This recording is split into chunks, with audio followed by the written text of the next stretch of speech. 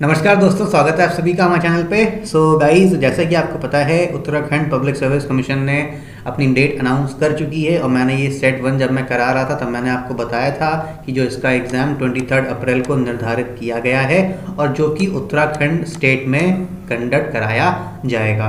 So guys, इसके पहले जो हमने सेट 1 देखा था इसमें हमने जो लास्ट 30 क्वेश्चंस थे वो हमने पढ़ लिए थे।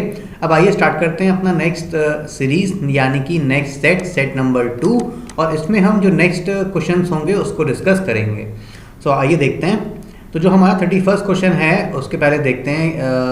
उसके पहले मैं आपको एक चीज़ बताना चाहता हूँ। ये जो आपके देख सकते हैं आपके 30 क्वेश्चंस हैं, ये मैं इसके पहले मैं दिखा चुका हूँ और पेपर पैटर्न भी जो था वो मैं आपको ऑलरेडी बता चुका हूँ। इसमें 3 आवर्स का क्वेश्चन रहेगा, क्वेश्चन पेपर रहेगा एंड मैक्सिमम मार्क्स 360 रहेगा, जिसमें कि आपको 180 क्वेश्चंस ओवरऑल होंगे और वो आपको अटेम्प्ट करने होंगे 3 घंटे के अंदर। तो गाइज़, ये आप कुछ जो इंस्ट्रक्शंस हैं वो पढ़ सकते हैं और हमने स्टार्टिंग के फर्स्ट 30 क्वेश्चंस कर चुके हैं, तो इसलिए हम पेपर को आगे बढ़ाते हुए अपना वीडियो को आगे बढ़ाते हैं। तो आइए स्टार्ट करते हैं क्वेश्चन नंबर 38 से।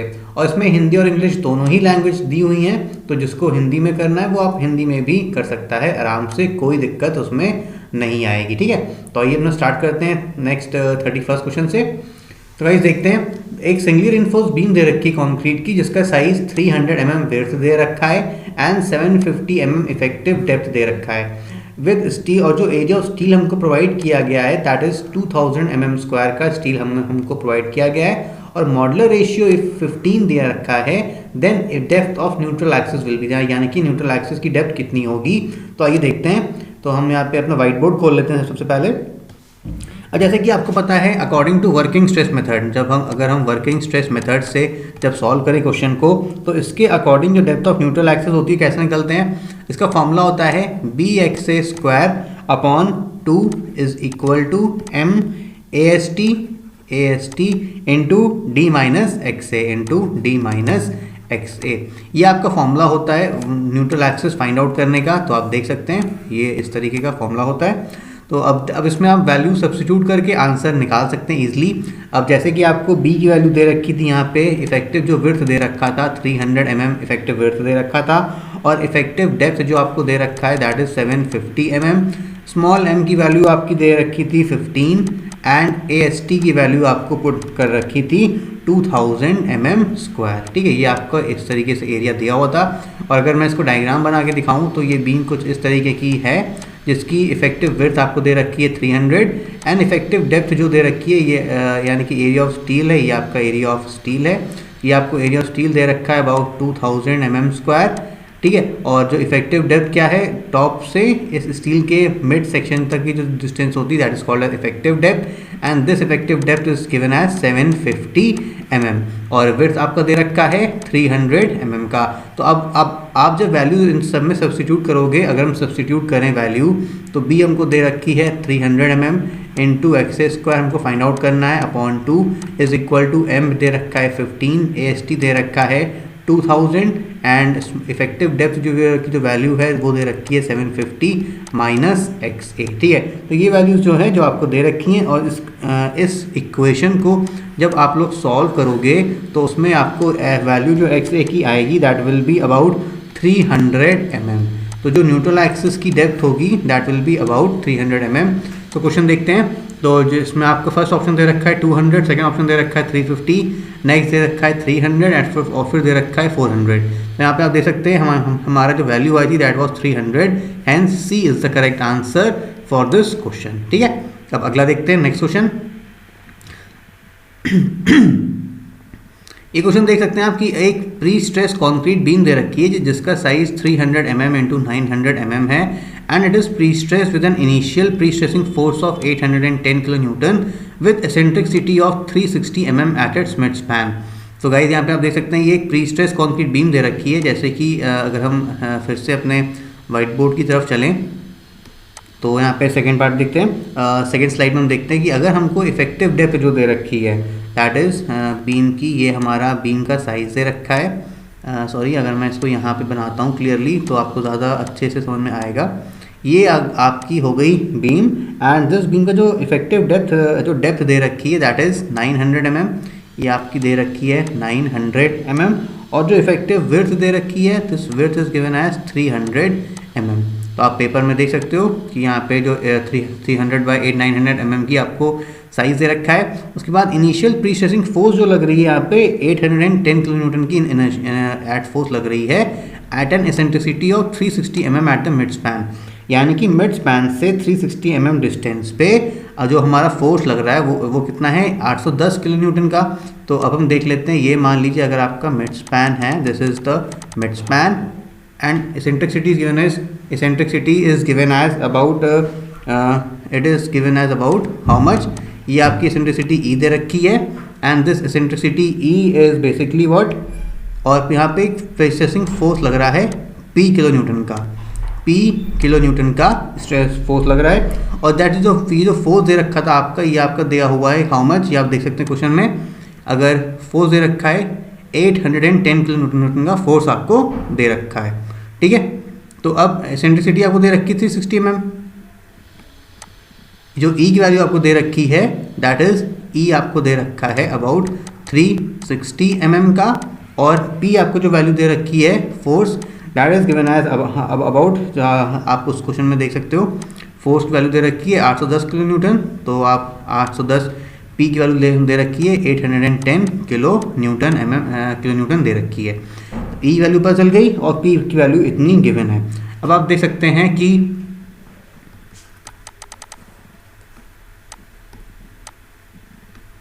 यहाँ पे आप देख सकते हैं कि हमको P की वैल्यू पता चल गई एंड एसेंट्रिसिटी E पता चल गया, हमने देख लिया। अब क्या फाइंड आउट करना है बेसिकली ये देखते हैं, stresses at the top fibre due to pre stress forces alone that is negative tension, और यहाँ पे देखिए साइन कन्वेंशन दे रखा है कि अगर टेंशन है तो आपको नेगेटिव लेना है, और अगर आपका कंप्रेशन आ रहा है तो आपको पॉजिटिव रिस्पांस लेना है, ठीक है।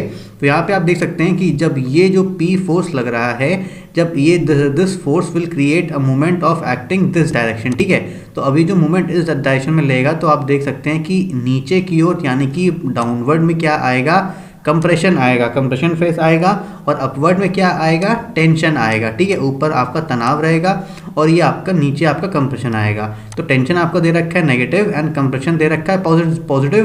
तो आप जब ऊपर इसका डायग्राम अगर हम स्ट्रेस वेरिएशन बनाएं तो इसका स्ट्रेस वेरिएशन डायग्राम कुछ इस तरीके से बनेगा, that will be linear variation. जैसे कि आपको पता है स्ट्रेस वेरिएशन लीनियर होता है, और यहाँ पे जो आपका जो यहाँ पे मूवमेंट क्रिएट होगा तो इस वजह से ऊपर टेंशन आएगा, तो टेंशन में ये आपका नेगेटिव हो गया and this will be your positive, ठीक है। अब यहाँ पे जो स्ट्रेसेस डेवलप होंगे बेसिकली दो फोर्सेस के कारण डेवलप होंगे।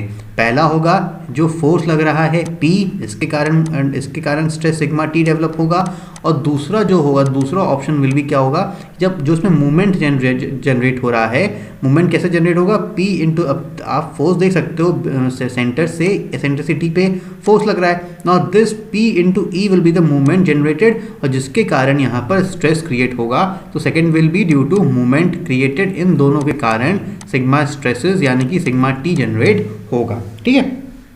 तो अब देखते हैं कितना जनरेट होगा।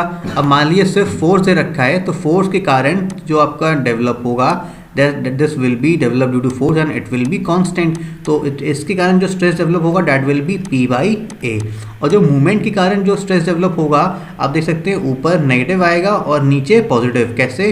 क्योंकि ऊपर जब ये मूवमेंट रोटेट करेगा, जब मूवमेंट लगेगा इसमें, तो नीचे केस में दबाव आएगा, कंप्रेशन, और ऊपर क्या आएगा, खिंचाव यानी कि टेंशन आएगा।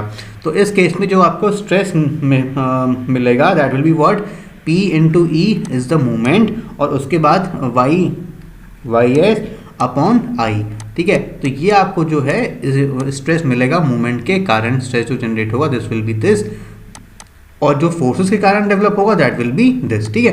तो ये फर्स्ट आप ऑप्शन देख सकते हो, इसके कारण ये जो फर्स्ट होगा and this will be the second due to movement.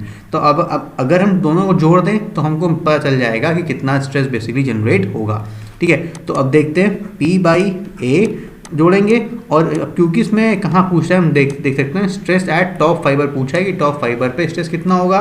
तो टॉप फाइबर पे आप यहाँ पे देख सकते हो इस जगह पर क्या आ रहा था, टेंशन आ रहा था। टेंशन में हम क्या साइन था, नेगेटिव, तो हम क्या करते हैं, negative into P into E into YS upon I, ठीक है। इस तरीके से हमारी ये इक्वेशन डेवलप हो गई। अब हम जो वैल्यूज़ दे रखी हैं इन इक्वेशन में पुट कर देंगे तो हमारा सोल्यूशन क्रिएट हो जाएगा। तो अब देखते हैं नेक्स्ट वैल्यूज़ क्रिएट करके, वैल्यूज़ पुट इन करके। तो पीक वैल्यू दे रखी है 810 किलो न्यूटन, तो 810 इंटू 10 पावर 3 अपॉन एरिया निकालते हैं। Area 300 into 900 will be your area, 300 into 900 will be the area, minus force again they रखा है 810 इंटू 10 पावर 3 का फोर्स दे रखा है। एसेंट्रिसिटी कितनी दे रखी थी यहाँ पे 360 mm एसेंट्रिसिटी दे रखी थी, तो दिस विल बी इंटू 360।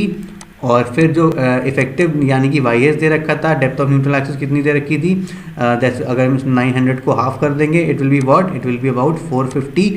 तो वाई वैल्यू दे रखी है इंटू 450 से मल्टीप्लाई कर दिया अपॉन आई, अपॉन यहाँ पे क्या था आई था, I is what moment of inertia, and we know that moment of inertia is equal to B into D cube upon 12। ये जो आपकी वैल्यू होती है मोमेंट ऑफ इनर्शिया की।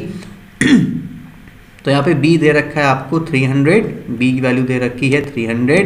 इफेक्टिव डेप्थ जो दे रखा है दैट वाज दैट इज जो 900 ये गिवन है आपका 900 होल क्यूब अपॉन 12, ठीक है। तो ये वैल्यू आपको दे रखी है, तो आप इस तरीके से इसको सॉल्व कर सकते हो। अब आप जब इन दोनों को सॉल्व करोगे, सब्ट्रैक्ट कर दोगे, तो जो आपका आंसर आएगा that will come as -4.2 newton per mm square. It will be -4.2 newton per mm square. तो अब यहाँ आप देख सकते हो आपका नेगेटिव आ रहा है, और नेगेटिव में आपको क्या दिया हुआ था, टेंशन दिया हुआ था। तो यानी कि करेक्ट आंसर क्या होगा, that will be -4.2 newton per mm square will be your right answer. Hence 32 का आप दे सकते हैं D is the right answer for this question, ठीक है। तो यहाँ पे गाइस आप देख सकते हैं कि थोड़े से सॉल्विंग वाले क्वेश्चन भी हैं, तो इसीलिए ये टाइम टेकिंग भी है। फर्स्ट पेपर जो आपका है ये थोड़ा सा टाइम टेकिंग रहेगा। आपको अगर प्रैक्टिस नहीं होगी तो आप इसमें बहुत सा टाइम वेस्ट करोगे कैलकुलेशन करने में एंड क्वेश्चन को सॉल्व करने में। तो गाइस मेरा ये मानना है कि आप अभी जितनी से जल्दी जो प्रैक्टिस कर सकते हो वो जल्दी से जल्दी करो, ठीक है। और प्रीवियस ईयर पेपर्स को आपको एक क्वेश्चन एटलीस्ट 10 टाइम्स लगाओ, तब जाके आपका माइंड एकदम सेट होगा और आपके हाथ को बेसिकली पता होना चाहिए कि उसे क्या लिखना है, ठीक है। भले ही आपको माइंड आपका कम चले, लेकिन आप इतनी प्रैक्टिस कर डालो कि आपको हाथ क्वेश्चन देख के समझ जाए कि मुझे ये आंसर लाना ही लाना है, ठीक है। तो आइए देखते हैं नेक्स्ट क्वेश्चन, देखते हैं 33rd क्वेश्चन। अब यहाँ पे पूछा गया है raft foundation is useful where. यहाँ पे पूछा गया है कि राफ्ट फाउंडेशन कहाँ पर यूज़फुल रहती है। तो बेसिकली राफ्ट फाउंडेशन आप कह सकते हो एक तरीके की मैट फाउंडेशन होती है जिसमें हम स्लैब बिछा देते हैं, ठीक है। जिसमें हम स्लैब इस तरीके से बिछा देते हैं स्टील से, और इसी स्टील से हम क्या करते हैं, कॉलम्स को खड़े करते हैं, ठीक है। इन्हीं स्टील से हम कॉलम को खड़े करते हैं। तो यानी कि एक स्लैब टाइप का हम ग्राउंड में बिछाते हैं, मैट टाइप का, और उसी से हम कॉलम्स को खड़े करते हैं। तो बेसिकली जो इसको मैट फाउंडेशन भी कहते हैं, and it is essentially a continuous slab. ये बेसिकली कंटिन्यूस स्लैब होती है डेट जो सॉइल पर रेस्ट करी होती है, और जो सॉइल पर रेस्ट करती है यानी कि डायरेक्टली ग्राउंड पर रेस्ट होती है। एंड एंटायर फुट और जो पूरा बिल्डिंग का फुटप्रिंट जो होता है वो इसी स्लैब पर आता है। यहाँ पे कोई भी अलग से फाउंडेशन नहीं खींची जाती है, सारा का सारा लोड आपका यही बेयर करता है बेसिकली। और ये वहाँ उस सॉइल में यूज़ करते हैं जहाँ पे जो सॉइल जो होता है वो वीक स्ट्रेंथ का होता है, तो वहाँ पर हम इसको इस्तेमाल करते हैं, ठीक है। अब यहाँ पे देख सकते हैं फर्स्ट ऑप्शन है soil having low bearing capacity, correct, हम यहाँ पर इस्तेमाल करते हैं दैट फाउंडेशन। नेक्स्ट देखते हैं heavy loads are transfer through the columns, correct, क्योंकि मैंने बताया था इस यहाँ पे जब आप मैट बिछा दोगे तो वहाँ उससे आप कॉलम को उठाओगे तो it can be transfer heavy loads through the columns.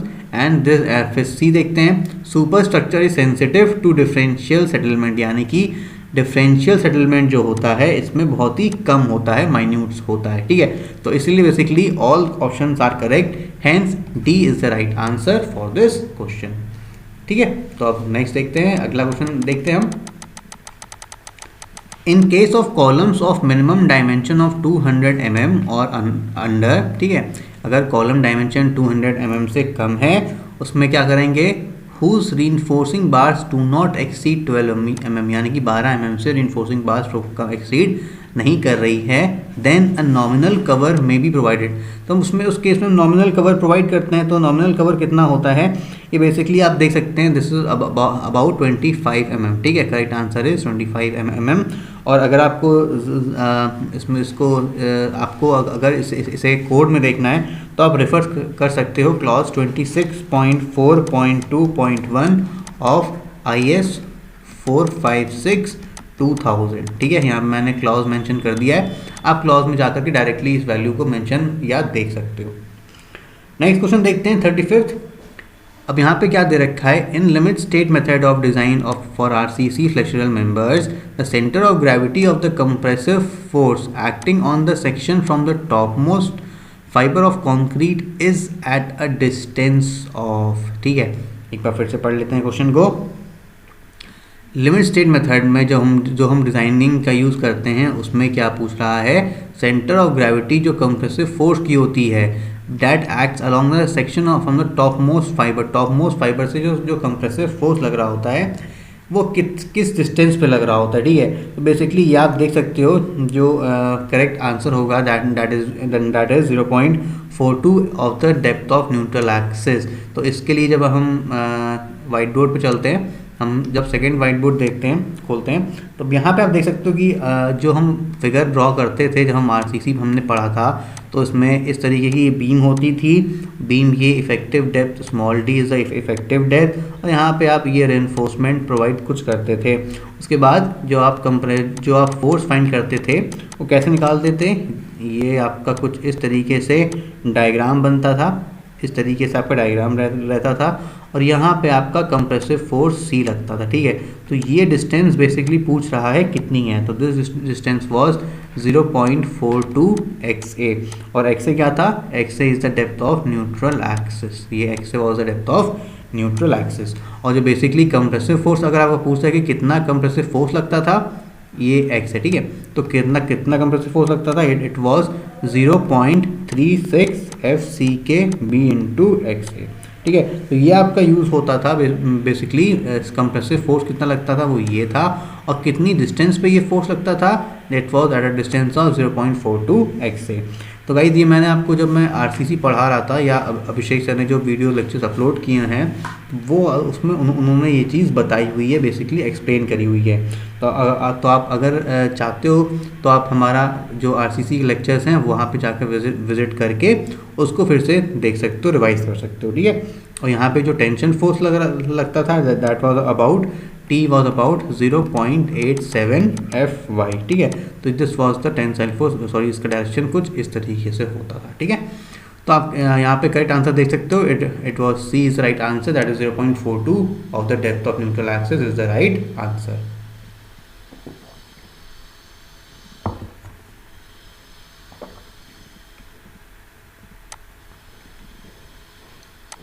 Next आप देख लो, ये हिंदी में क्वेश्चंस दिए हुए हैं। अगर आपको हिंदी में सॉल्व करना है तो you can go for it, आप हिंदी में भी इनको सॉल्व कर सकते हो। ठीक है, अगला क्वेश्चन देखते हैं।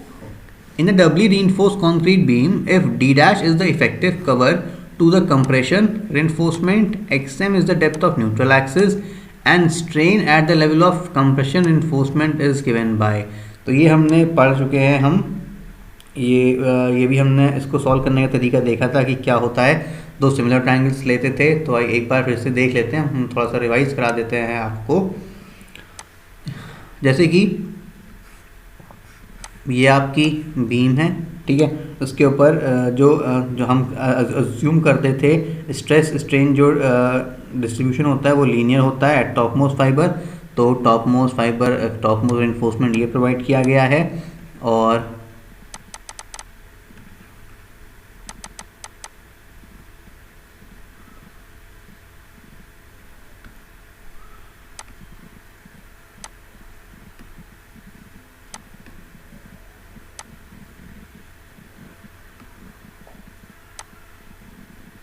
तो इसका जो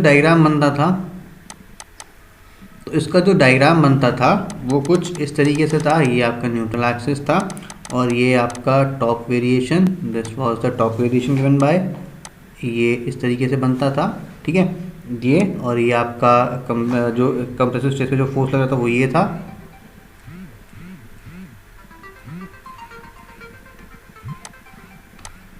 जो टॉप फाइबर में जो मैक्सिमम कंप्रेशन आता था डैट वाज 0.0035 एंड जो स्टील प्रोवाइड करी है ऊपर टॉप पे, और यहाँ पर जो स्ट्रेन आता था डैट वाज ES, ठीक है। तो ये आपका स्ट्रेन आता था ES, ठीक है। तो इस तरीके की आपकी वैल्यू आती थी। तो ये जो डिस्टेंस दे रखा था दैट वाज D इफेक्टिव, ये आपकी स्मॉल d था और ये आपका XM था, ठीक है। तो अब यहाँ पे आप देख सकते हैं जिस तरीके से एक यहाँ पे आप देखिए दो ट्रायंगल फॉर्म हुए हैं, एक ये लार्जर ट्रायंगल फॉर्म हुआ और एक स्मॉलर ट्रायंगल ये वाला फॉर्म हुआ। तो अब ये आपका डिस्टेंस ES है और ये डिस्टेंस आपकी कर्व दे रखी है XM, एंड दिस डिस्टेंस और ये डिस्टेंस जो हो जाएगी that will B XM minus DS, ठीक है। XM minus D that will be the distance, ये वाला दिस डिस्टेंस। तो इसको आप जब दोनों को सिमिलर ट्रायंगल्स लेकर अडॉप्ट करोगे देन जो आपका फॉर्मूला डेवलप होगा that will be EC upon 0.0035 is equal to XM minus D dash upon XM, ठीक है। तो ये गाइज हमने ये इसको ऑलरेडी हम इस तरीके के क्वेश्चंस लगा चुके हैं, और हमने जब RCC पढ़ा था तो भी हमने इसको देखा था। तो यहाँ पे जो डायरेक्टली आंसर आ जाएगा EC will be equal to 0.0035 into 1 minus D dash upon XM will be the right answer, ठीक है। तो अब यहाँ पे आप देख सकते हैं जो करेक्ट आंसर होगा that will be EC is equal to 0.0035 1 minus D dash upon XM will be the right answer for this question, ठीक है। तो correct answer will B B will be the right answer। अगला देखते हैं 37 question. The maximum depth of neutral axis in an RCC beam, यहाँ पे देख सकते हैं the maximum depth of neutral axis in an RCC beam of Fe 415 grade of steel is. अब 415 grade steel दे रखा है, तो मैक्सिमम जो लिमिटिंग डेप्थ होती है for Fe 415 that is 0.48D होती है Fe 415 के लिए। और आप देख सकते हैं Fe जो Fe 250 होता है, Fe 250 के लिए बेसिकली वो ये होता है 0.53D होता है। एंड Fe 500 जब अगर आप Fe 500 लोगे तो Fe 500 के लिए that is equal to 0.46D, ठीक है। तो ये बेसिकली जो है वैल्यूज़ होती हैं। तो अब यहाँ पे देख सकते हो जब Fe 415 दे रखा है that it was 0.48D, hence D will be the right answer for this question. अगला देखते हैं। The maximum strain in steel bars in tension zone of RCC beam is given by. तो जो मैक्सिमम स्ट्रेन होता है इन steel bars में वो कितना होता है। तो ये गाइस क्वेश्चन आप लोग बहुत बार ये मैं करा चुका हूँ, और इसमें जो वैल्यू होती है basically that is 0.87 FY upon ES plus 0.002, hence C is the right answer. इसको चाहो तो रट लो, चाहे तो इसको आंसर को सॉल्व कर लो। अब जैसे कि ये जो वैल्यू होती है जो ये कैसे आता है, ये सॉल्व करने के बाद आता है it was equal to sigma y upon 1.15 ES plus 0.002। तो आप जब इसको सॉल्व करोगे दैट ये ES आएगा यहाँ पे। तो आप इसको सॉल्व करोगे then you will get this value. तो जो मैक्सिमम स्ट्रेन होता है स्टील बार में टेंशन जोन में एक RCC बीम में that is equal to 0.87 FY upon ES plus 0.002 will be the right answer. अगला क्वेश्चन देखते हैं। यहाँ पे नेगेटिव हिंदी में चला जाता है बार बार, ठीक है। तो अब नेक्स्ट क्वेश्चन देखते हैं हम। For a T beam the minimum tension reinforcement should not be less than that given by, यानी कि अगर टी बीम दे रखा है तो उसके लिए मिनिमम जो टेंशन रिइंफोर्समेंट होता है that is equal to A0 upon BW into D is equal to 0.85 upon sigma y, hence D is the right answer for this question. तो इसको भी गाइस आप याद कर लो या रट लो, और अगर इसको आप कोड में देखना चाहते हो तो आप मैं क्लॉज बता देता हूँ that is 26.5.1.1 of IS 456 2000 code में ये आपका मेंशन किया हुआ है। आप चाहो तो वहाँ पे इसको डायरेक्टली देख सकते हो, ठीक है। अगला देखते हैं 40th क्वेश्चन देखते हैं हम। बार बार ये हिंदी में चला जा रहा है। नेक्स्ट 40 क्वेश्चन देखते हैं। As per IS 456 2000 modulus of elasticity of concrete can be assume. ये तो गाइस बहुत ही सिंपल क्वेश्चन है, हर ए में या फिर हर ऑलमोस्ट हर जेई में क्वेश्चन ये पूछा ही जाता है। तो it was 5000 under root of F C K. ये IS 456 जब मॉडिफाई किया गया था तो उसमें ये वैल्यू, पहले जो वैल्यू थी that was 5700 under root of F C K, लेकिन अब मॉडिफिकेशन के बाद IS 456 2000 कोड में ये आपकी वैल्यू दे दी गई है 5000 under root of F C K. ठीक है, अगला देखते हैं 41st question. The fix support in a real beam becomes in a conjugate beam. भाई अगर कॉन्जुगेट बीम निकालना है बहुत सिंपल है, फिक्स बीम है, फिक्स सपोर्ट दे रखा है, और अगर इसको हम अगर कॉन्जुगेट बीम में क्या होगा, that will be a free support. Hence the correct answer will B D, will be the right answer for this question. यहाँ पे आप बहुत सी चीज़ें, बहुत से दिए होते हैं जो आप देख सकते हो कि अगर आपका रियल बीम में अगर एंड पेन दे रखा है तो वो आपका एंड पेन ही रहता है, रोलर दे रखा है तो वो रोलर ही रहता है, और अगर फिक्स बीम दे रखा है तो वो फिक्स ही रहता है।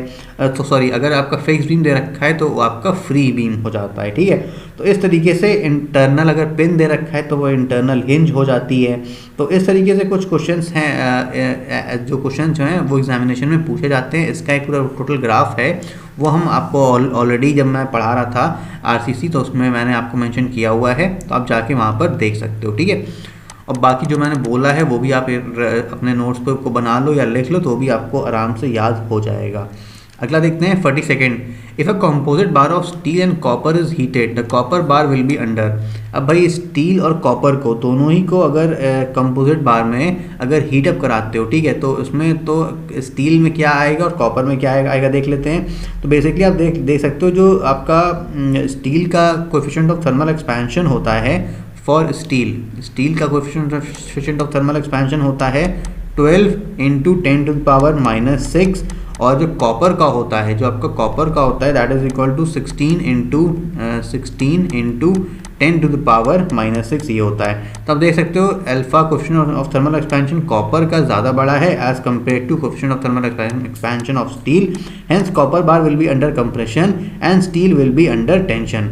यानी कि जब कभी मान लो कंपोजिट बार कुछ इस तरीके से आपका गिवन है, आपका ऊपर आपका मान लो कॉपर लगा हुआ है और नीचे आपका स्टील लगा हुआ है, तो इसको आपने ऐसे एक्सटेंड किया, इस तरीके से ऐसे एक्सटेंड किया, इसको ऐसे एक्सटेंड किया, तो ऊपर बार जब मान लो इतना ही आपको एक्सपेंड करना है, तो आपको क्या करोगे, आप स्टील को यहाँ इस पॉइंट तक लाने के लिए खींचोगे और कॉपर को क्या करोगे, कंप्रेस करोगे, दबाओगे यहाँ तक लाने के लिए।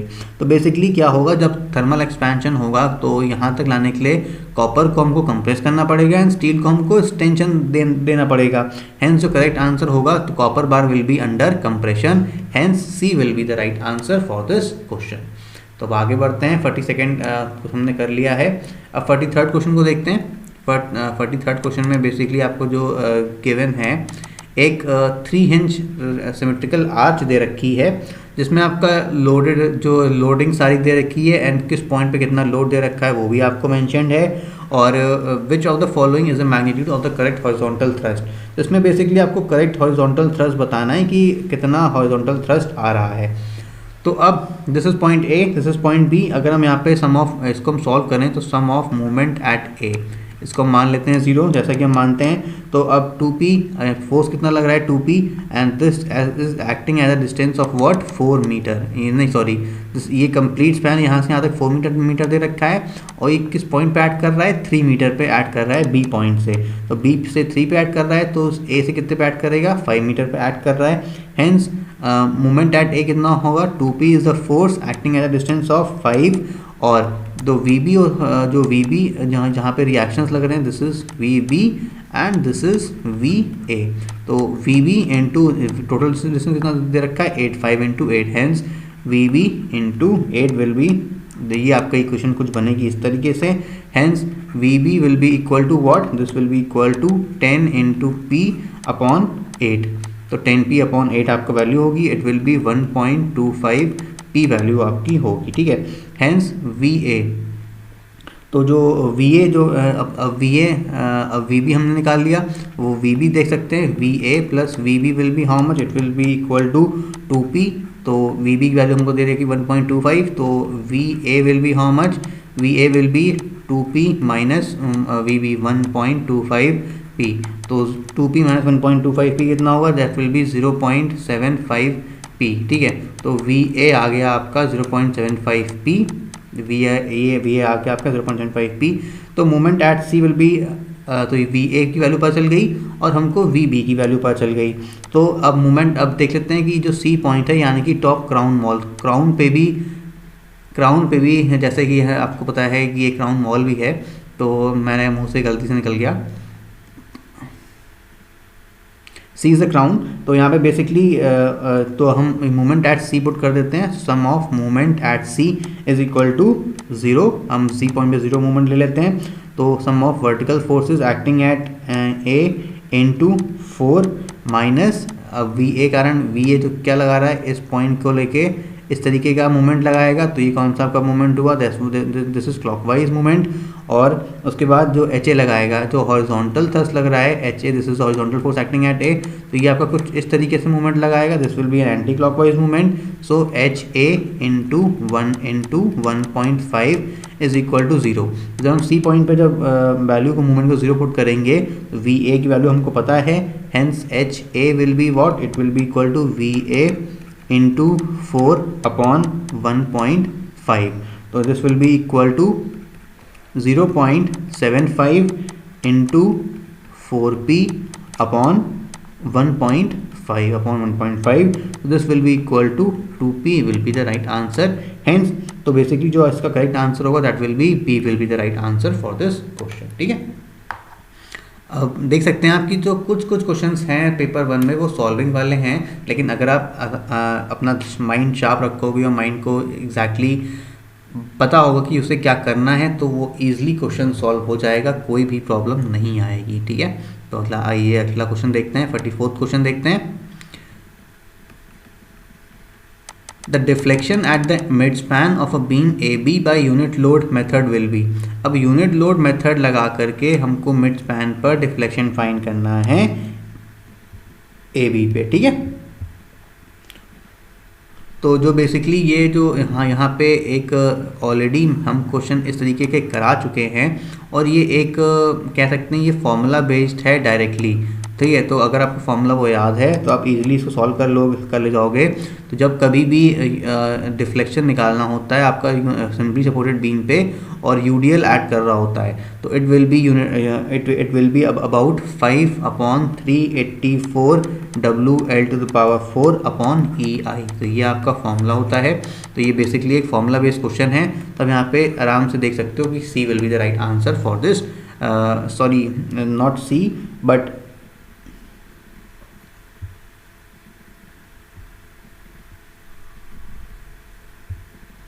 यहाँ पे आप देख सकते हो 5/384 WL पावर 4 अपॉन EI जो क्वेश्चन होता है ये है, तो ये गलत आंसर है। यहाँ पे दिस इज़ 128 नहीं, ये गलत है, हेंस ये भी गलत है और ये भी गलत है क्योंकि यहाँ पे 5 नहीं लिखा है, तो hence none of the above will be the right answer for this question. ठीक है, अगला देखते हैं 45th क्वेश्चन देखते हैं। What are the bending moments at end A and B of a uniform fixed beam A B. Uniform fixed beam A B दे रखी है, uniform fixed beam A B आपको दे रखी है as shown in the figure when two concentrated load acts at 1/3 span.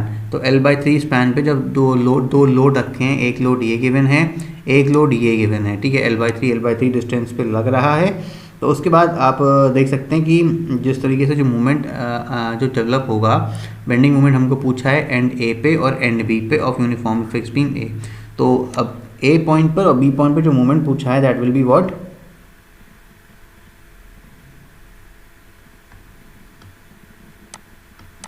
जो point load होता है बेसिकली पॉइंट लोड के लिए जो एफएक्स एंड मूवमेंट होता है वो हम कैसे फाइंड आउट करते हैं।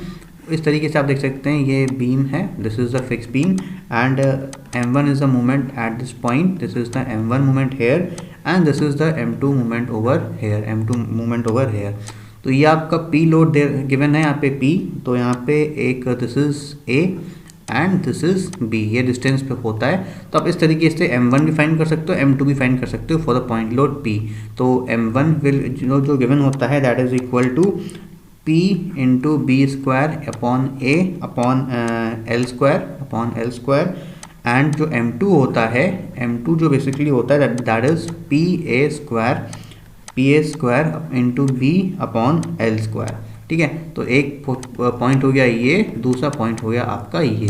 तो m1 प्लस m2 ये दो चीज़ें आपकी बेसिकली होती हैं जिस जो मूवमेंट होता है 1 पे और b और इस एंड पे m2 मूवमेंट। तो इन दोनों का मूवमेंट आप जोड़ दोगे बेसिकली, तो आपको ये पता चल जाएगा कि ma पर कितना मूवमेंट जनरेट हो रहा है, क्योंकि यहाँ पे दो लोड मेंशन्ड है। तो this distance l/3, this distance l/3, ये डिस्टेंस भी आपका l/3 होगा, ठीक है। अब जब हम इसको बेसिकली सॉल्व करेंगे तो आइए देखते हैं, अगर हम इसको यहाँ पे सॉल्व करें तो क्या आएगा।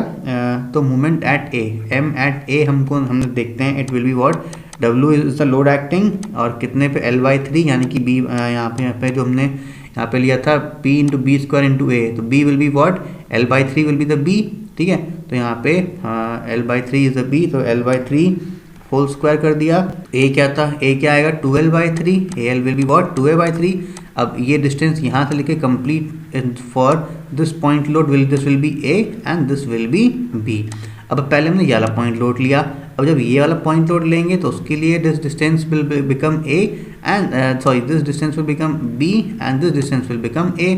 तो अब हम इसके लिए लेंगे तो प्लस w इंटू 2l, हमारा जो b था वो a हो जाएगा 2l/3 whole square into l/3, तो ये हो गया।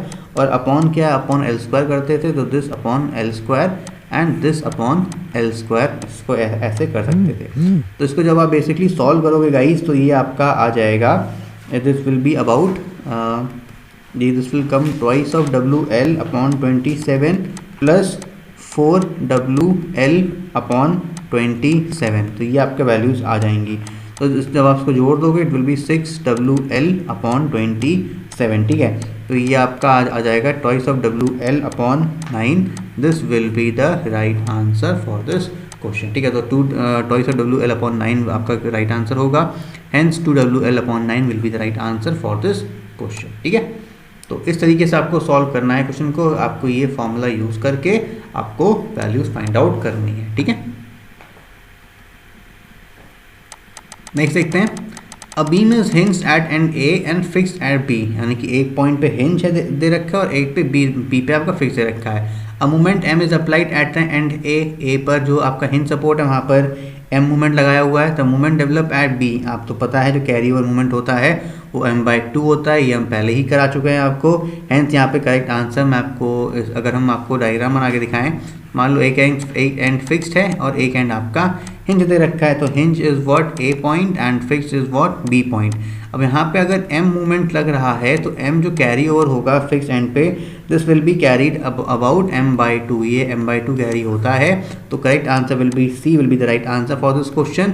तो अब यहाँ पे डायरेक्टली आप देख सकते हो, ये एक जो हम स्ट्रक्चर्स में पढ़ते थे जो एक कॉन्सेप्ट बेस्ड था, ये डायरेक्टली उसी कॉन्सेप्ट पे क्वेश्चन पूछा गया है और डायरेक्टली आप इसको कैरी ओवर फैक्टर COF जिसको हम कहा करते थे, तो वही यहाँ पे ये गिवन है। तो अगला क्वेश्चन देखते हैं हम, 47 क्वेश्चन देख सकते हैं हम। नेक्स्ट क्वेश्चन देखते हैं, for a following cantilever beam as shown in the figure the change in clockwise slope between A and B by moment area theorem will be, यानी कि अगर आप जो चेंज ऑफ स्लोप ले रहे हो, यानी कि जो आपसे पूछा जा रहा है basically what theta BA is equal to what theta B minus theta A। तो ये थीटा BA वैल्यू आपको पूछी जा रही है and that will be equal to theta B minus theta A। तो अब आप जब आप इसका m/EI डायग्राम बनाओगे इस बीम का, तो इस बीम का जो m/EI डायग्राम बनेगा that will be about like this will be your m/EI diagram for this beam.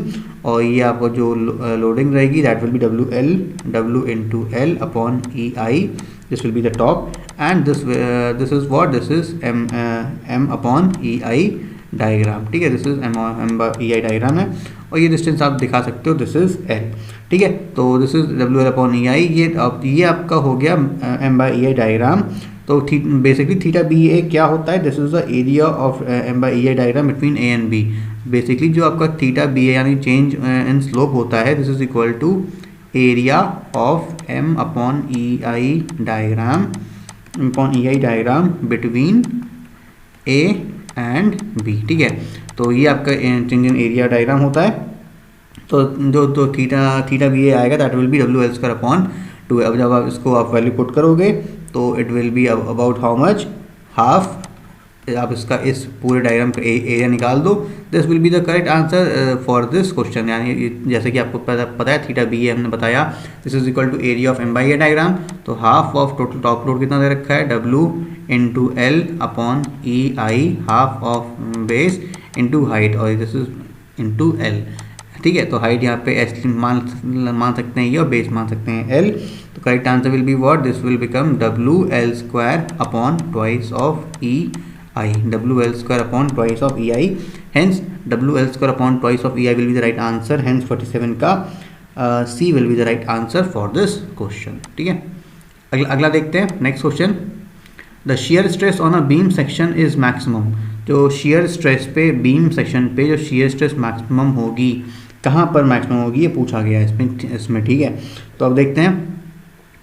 On the extreme bottom surface fibers at the neutral axis of the section at the free edges on the top extreme top surface fibers।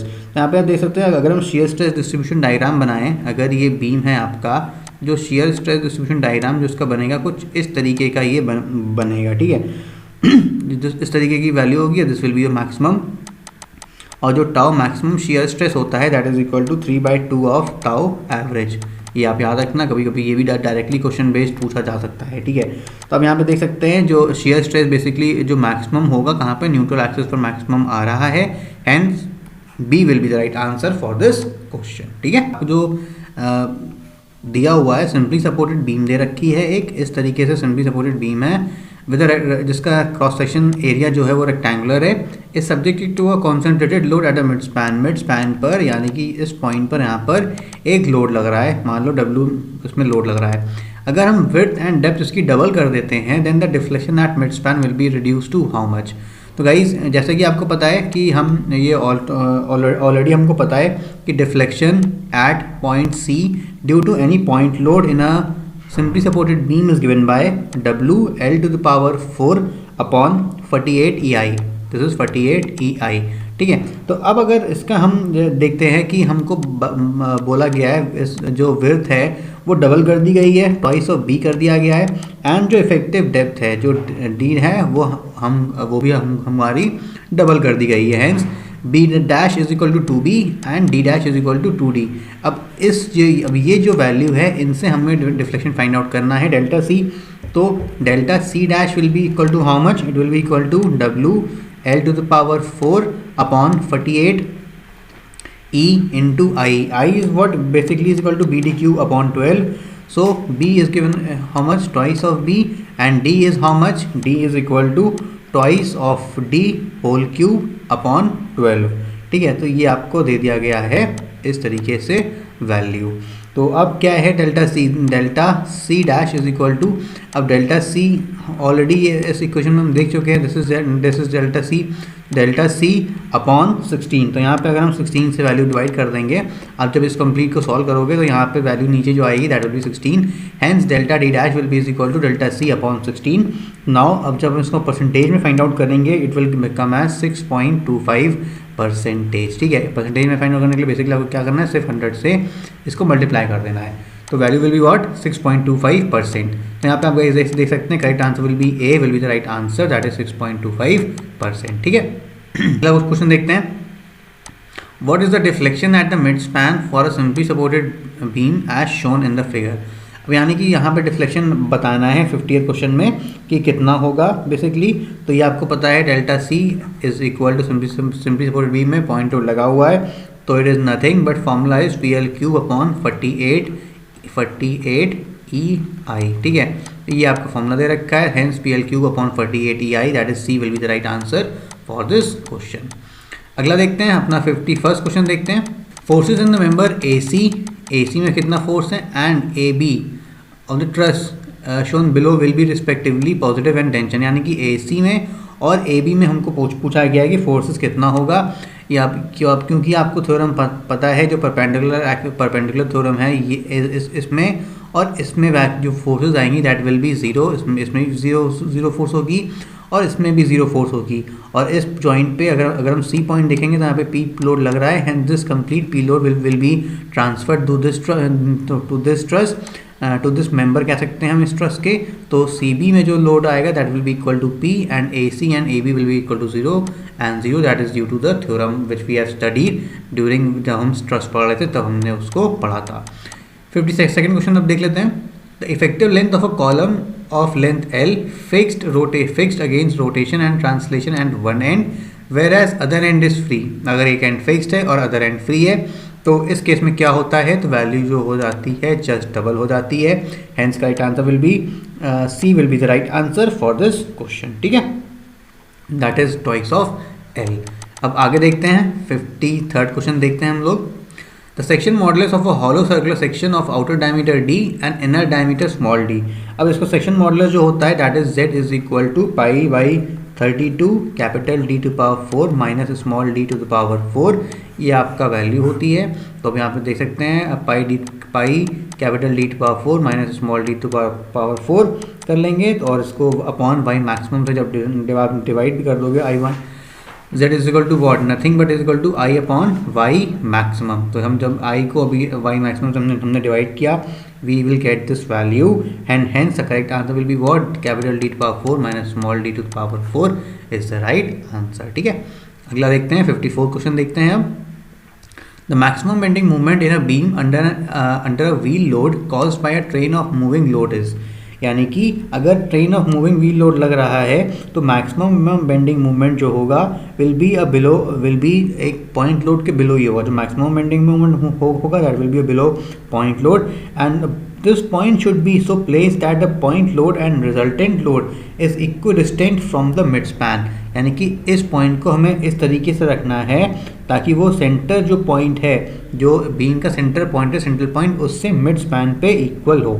जैसे कि अगर हम कहें कि ये आपका अगर कोई भी बीम है, दिस इज़ योर बीम, ठीक है, कोई भी सिंपली सपोर्टेड बीम है और इस पे मान लीजिए अगर आपका ट्रेन ऑफ लोड लग रहा है, ये आपका हो गया W1, ये आपका हो गया W2, ये आपका हो गया W3 and this is W4। ये चार आपके लोड हो गए। तो इस पॉइंट में अगर बेसिकली ये आपका पॉइंट हो गया A, ये पॉइंट हो गया आपका B और ये पॉइंट हो गया आपका C। तो ये अब यहाँ पे क्या पूछा है पहले ये देखते हैं। The maximum bending movement in a beam when under a wheel load caused by train of moving load. जब train of moving wheel load होगा तो मैक्सिमम मूवमेंट डेवलप कहाँ होगा, तो इस तरीके से जो पॉइंट है, जो सेंटर पॉइंट है, ठीक है, वो इस सेंटर पॉइंट से इसके और इसके इक्वली डिस्ट्रीब्यूट करें। यानी कि दिस पॉइंट, दिस इज अगर डिस्टेंस ये A है तो अगला डिस्टेंस जो रिजल्टेंट आ रहा है, दिस इज जो रिजल्टेंट आपका फोर्स है, this is also equal to distance at A। This is R is what, R is the resultant of the point load. अब ठीक है, तो यहाँ पे आप देख सकते हैं तो जो वैल्यू होगी that will be correct answer will be what. सबसे पहला एक ऑप्शन देखते हैं, when this wheel and CG of the total load system are equidistant from ends of the beam. No, from ends of the beam से ना होकर के कहाँ से है, सेंटर ऑफ द बीम से है। Hence this is wrong. So always at the centre, ये भी रॉन्ग है। Closest to the centre of the load, ये भी रॉन्ग है। Hence D is the right answer. A is expressed as, यानी कि जो रिलेशन दिया हुआ है M और J के बीच में, वो क्या रिलेशन होता है, for statically indeterminate pin jointed plane frame. तो इसमें हम देख सकते हैं अगर 2D स्ट्रक्चर है, अगर आपका 2D स्ट्रक्चर है then it will B 2J-3, और अगर आपका 3D स्ट्रक्चर है तो for 3D structure it will B 3J-6 में आप जो करेक्ट आंसर मार्क करोगे that will B M should be greater than 2J-3, hence B will be the right answer for this question. Basically what it is equal to change in pressure upon change in volume, that is K is equal to change in pressure upon change in volume upon original volume। तो ये आपका basic value होती है K की volume, hence K is equal to sigma upon volumetric strain EV। hence तो अब K की value का bulk modulus will be what, D, that is volumetric stress and volumetric strain, hence D will be the right answer for this question। ठीक है, अगला देखते हैं। अब गाइस नेक्स्ट क्वेश्चन देखते हैं हम 57th क्वेश्चन देखते हैं। What is the ordinate of the influence line at, यहाँ पे ऑर्डिनेट पूछा है इन्फ्लुएंस लाइन का फॉर RD, रिएक्शन RD के लिए पूछा गया है, for reaction RD as shown in the following figure.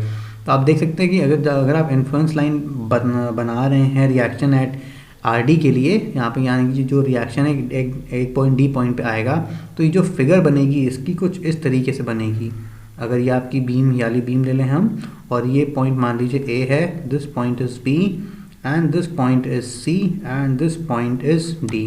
तो ये अगर पॉइंट हम ले लेते हैं, ये आपका हो गया एक पॉइंट, ये हो गया आपका B पॉइंट, तो ये दिस इन इक्वल टू ये तो ये आपका हो गया। अगर ये यूनिट लोड से हम इसको उठा रहे हैं तो कुछ इस तरीके से आपका ILD बनेगा, फ्रेम होगा। Hence this value will be what, this will be 0.5, और ये वैल्यू आएगी, this will be 2 metre and this will be 2 metre and this will be 4 metre. ठीक है, तो ये वैल्यू आपको गिवन है। आपको बेसिकली ये फाइंड करना था कि जो ऑर्डिनेट होगा इन्फ्लुएंस लाइन का एक RD वो कितना जाएगा। तो यहाँ पे तो आप देख सकते हैं कि यहाँ पे जो पॉइंट लोड आ रहा है इस पॉइंट पर, B पॉइंट पर, यहाँ पे एट पॉइंट B है। ठीक है, B पॉइंट पर जो आपका जो रिएक्शन आएगा basically that will be 0.5, hence height will be 0.5 will be the correct answer for this question. ठीक है, तो अब आप इसको कैसे सॉल्व करोगे, एक आप ट्राइंगल ये वाला मान सकते हो और एक आप ट्राइंगल ये वाला अज्यूम करके ये दो ट्राइंगल को सॉल्व करके आराम से क्वेश्चन फाइंड आउट कर सकते हो। अगर हम यहाँ पे इसको वैल्यू को x ले लें तो this x upon this value upon 1 is equal to this value 2 upon this value will be equal to 4, hence x value क्या आएगी, it will be 0.5, hence C will be the right answer for this question. ठीक है, next देखते हैं 58th question देखते हैं। Influence line diagrams can be drawn for, influence line diagram हम सबके लिए ड्रॉ कर सकते हैं बेसिकली, हेंस बीम्स के लिए भी, आर्चेस के लिए भी एंड ट्रसेस के लिए भी, सभी के लिए, hence B will be the right answer for this question. अगला देखते हैं, in moment distribution method sum of distribution factors for all the members meeting at any joint is always.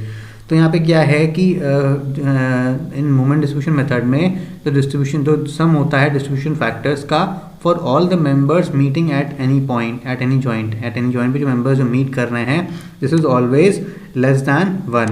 तो यहाँ पे correct answer, sorry, it is always equal to 1, hence D will be the right answer for this question. ठीक है, distribution factors का moment distribution method में जो sum होता है एक पॉइंट पर वो हमेशा 1 होता है, सो D will be the right answer for this question. ठीक है, अब यहाँ पे इन्हीं क्वेश्चंस को हिंदी में दे रखा है, तो आप चाहो तो इनको हिंदी में भी सॉल्व कर सकते हो। अब देखते हैं हम अपना next question, 60th question. In column analogy method and the area of an analogous column for fixed beam of span L and flexural rigidity EI is taken as. तो अब जो ये वैल्यू होती है दैट इज इक्वल टू,